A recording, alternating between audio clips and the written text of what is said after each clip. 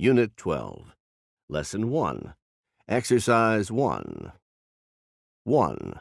Roberto. I was on a work trip in a foreign city I'd never been to before. Back then, I used to do a lot of trips like that. Anyway, I'd been in my hotel room all day working. So I decided to go for a walk. After about 25 minutes of wandering, I decided to go back. And I looked around, and I had absolutely no idea where I was. I felt in my pocket for my hotel keycard because I thought it would have the hotel name on it. But it was blank. There was nothing on it. I didn't recognize my surroundings at all, and I had no idea where I was. And I couldn't speak or read the language. It wasn't until I recognized a shoe store that my memory kicked in. 2. Sandy.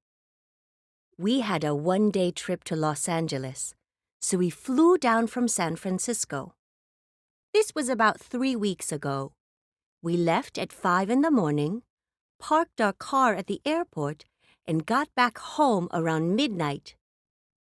The only problem was, when we got back to the parking lot, we suddenly realized that neither of us had made a note of where we'd left the car. It was dark and cold, and we had to spend hours walking up and down rows of cars until we found it at last. What a pain. 3. Scott. I hate losing my phone.